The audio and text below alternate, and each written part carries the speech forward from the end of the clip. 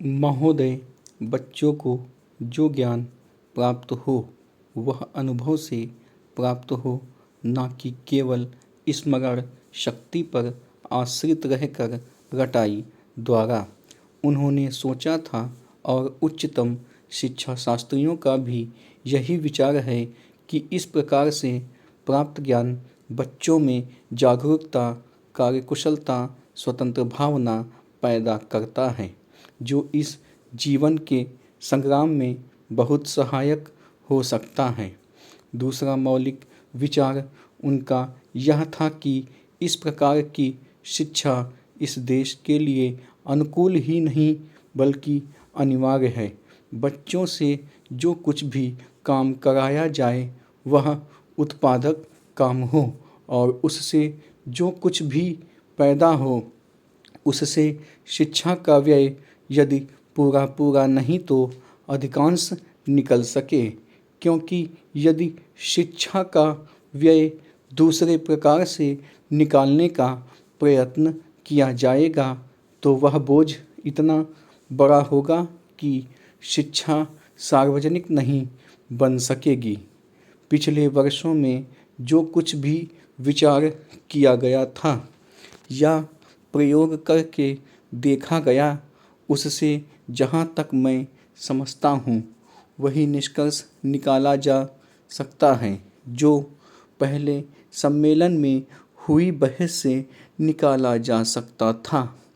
हमारे शिक्षा शास्त्रियों ने इस पद्धति की अनुकूलता और श्रेष्ठता तो मान ली थी, पर उनकी दृष्टि में इसके द्वारा शिक्षा का व्यय निकालना असंभव ही नहीं, अनुचित भी था।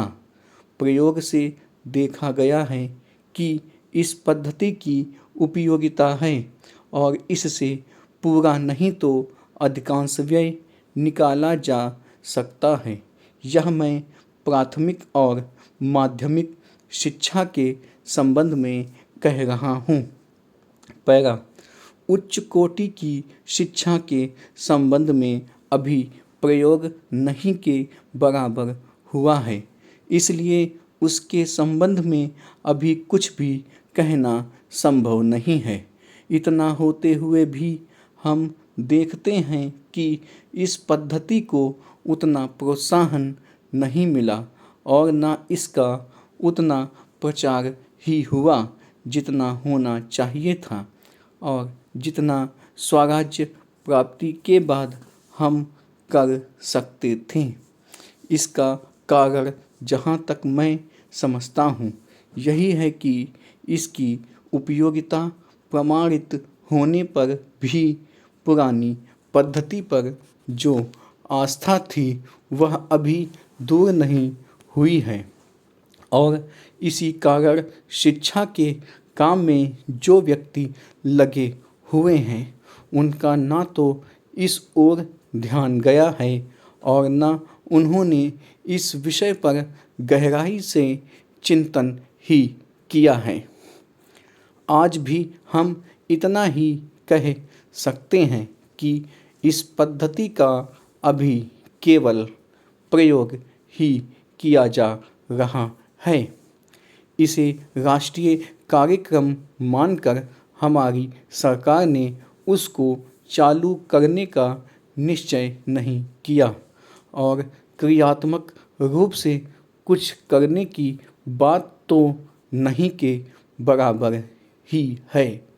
उसका परिणाम यह हुआ है कि पुरानी पद्धति की संस्थाएं दिन प्रतिदिन बढ़ती जा रही हैं और शिक्षा पर सरकार जो कुछ भी व्यय कर सकती है या करना चाहती है उसका बहुत बड़ा अंश उस पद्धति को ही बनाए रखने में व्यय हो रहा है और इस पद्धति को बहुत कम प्रोत्साहन मिला है।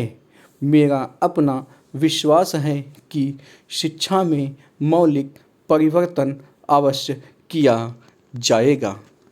पैरा महोदय, बहुत बड़ा अंश अनुभव और लोगों की कही सुनी बातों से, देखे हुए दृश्यों से और कुल तथा समाज की परंपरा से प्राप्त होता है। सिनेमा इस सभी प्रकार के ज्ञान की प्राप्ति में सहायक हो सकता है, क्योंकि यह मनुष्य की दृश्य और श्रव्य अनुभूतियों के क्षेत्र को बहुत ही बढ़ा सकता है। यह एक साधारण सी बात है जिसे सभी जानते हैं कि केवल सुनी सुनाई बात की अपेक्षा हम पर देखे हुए दृश्य का प्रभाव अधिक पड़ता है, और हम यदि सिनेमा द्वारा किसी चीज़ को देख लेते हैं तो उसका उतना फल तो नहीं होता जितना स्वयं आँखों द्वारा देखने से मिलता है। उससे तो कहीं अधिक अमिट छाप किसी के सामने किसी दृश्य के वर्णन करने से पड़ती है। मन बहलाव के भी साधन कितने ही प्रकार के होते हैं। कुछ तो ऐसे होते हैं जो मन बहलाव के साथ साथ शिक्षाप्रद भी होते हैं और इसके विपरीत बुरे संस्कारों का साधन बन जाते हैं। मैं स्वयं यह दावा नहीं कर सकता कि मैंने बहुत सी फिल्में देखी हैं। सच पूछिए तो मुझे बहुत कम फिल्में देखने का अवसर मिला है, पर मेरे पास जो खबरें पहुंचती हैं, बहुतेरे विश्वसनीय भाइयों और बहनों द्वारा जो शिकायतें पहुंचाई जाती हैं, उनसे मालूम होता है कि बहुतेरी फिल्में दूसरी कोटि की हैं, जो शिक्षा अथवा मन बहलाव का साधन ना बनकर बुरी वासनाओं को जागृत करती हैं। विशेषकर युवकों के चरित्र पर बुरा प्रभाव डालती हैं। हो सकता है कि इस प्रकार की फिल्में अधिक लोकप्रिय होती हों, उनके द्वारा अधिक पैसे कमाए जा सकते हों।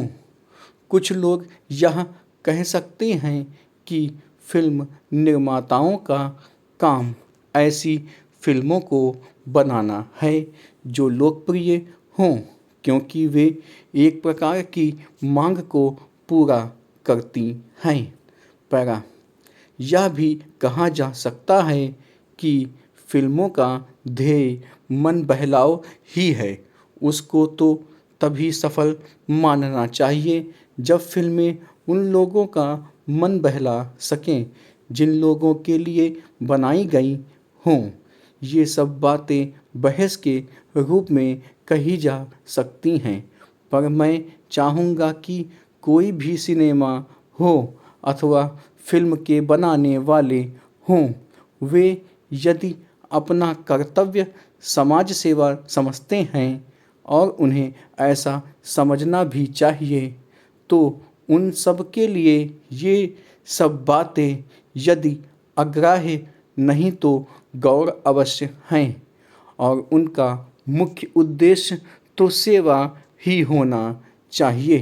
पैरा सेवा तभी तक सेवा रहती है जब तक वह सेव्य का हित करे, ना कि उसे गिराए। इसलिए मैं चाहूँगा कि फिल्म बनाने वाले इस पर विचार करें कि उनका उद्देश्य क्या है। उद्देश्य सेवा ही होना चाहिए, और सेवा के साथ साथ यदि धनोपार्जन भी हो जाए तो निर्दोष है।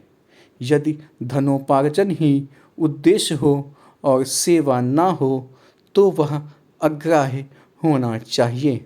यदि मनुष्य अपने स्वार्थवश कुछ ऐसा काम करता है जो उसके व्यक्तिगत लाभ के लिए तो ठीक हो, पर जिससे समाज को हानि पहुंचती हो तो उसे रोकना पड़ता है।